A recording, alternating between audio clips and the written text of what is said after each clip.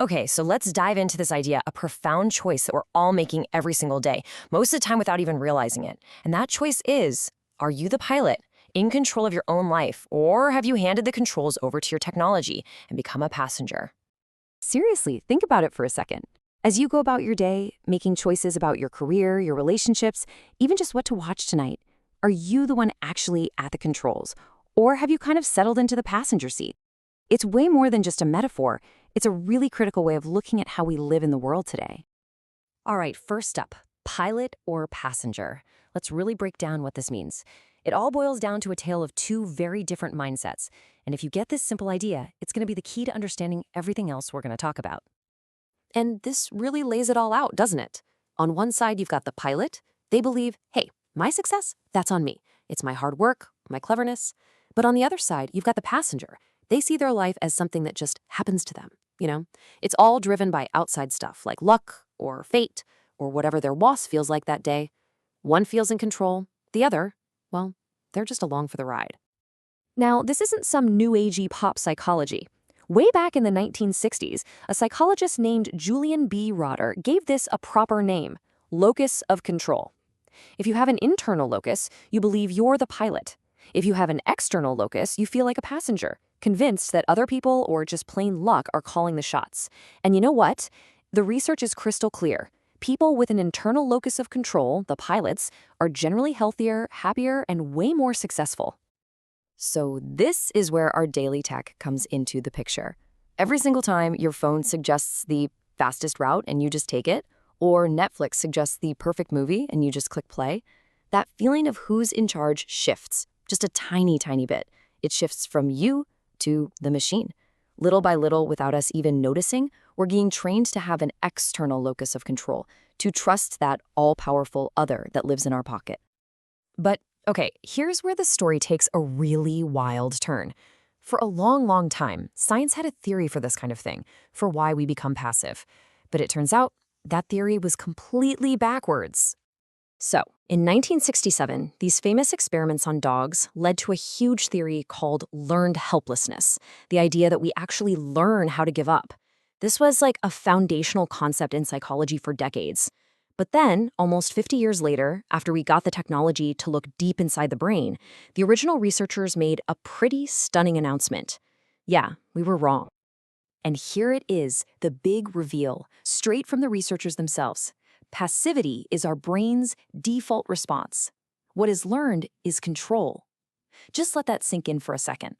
We don't learn to be helpless. That's our factory setting. That's our default state.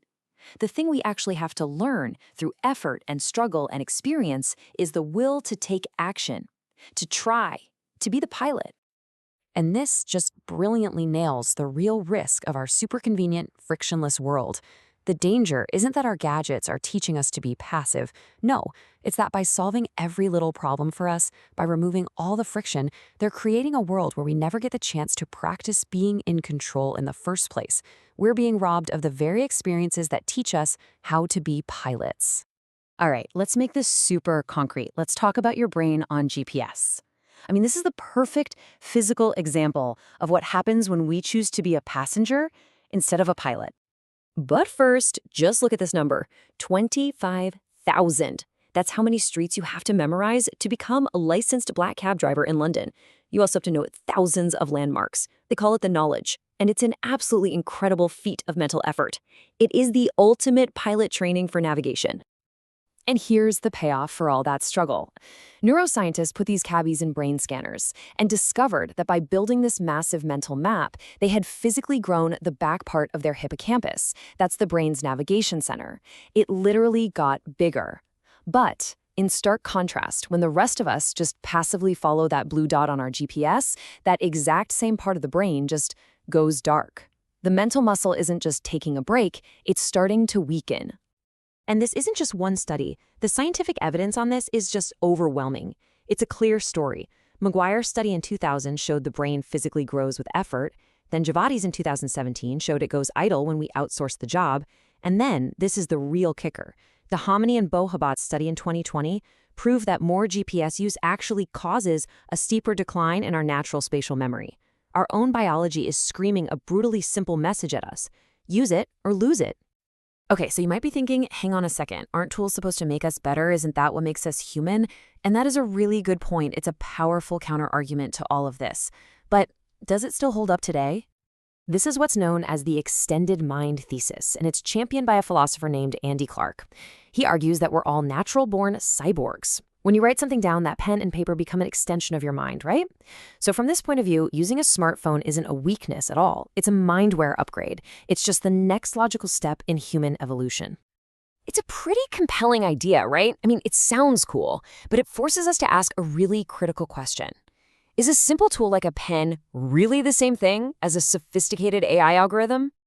And the answer is a big, flashing no for 3 huge reasons. First, transparency. You know how a pen works, but an AI? It's often a black box. You put data in, you get a decision out, but you have no idea what logic happened inside. Second, agency. A notebook is passive. It just sits there.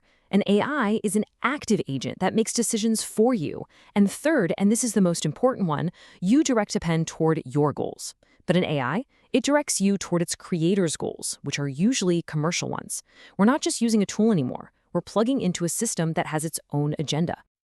So let's bring all this home. What is the real, true cost of all this amazing convenience that we have at our fingertips? You know, it all starts with such a simple choice, just for an easier path. But when you repeat that choice thousands and thousands of times, it stops us from ever learning control. It leaves us stuck in our brain's default state of passivity. So the real risk here isn't just that we might get lost if our phone dies, it's that we might forget that we were ever meant to be the ones in the driver's seat in the first place.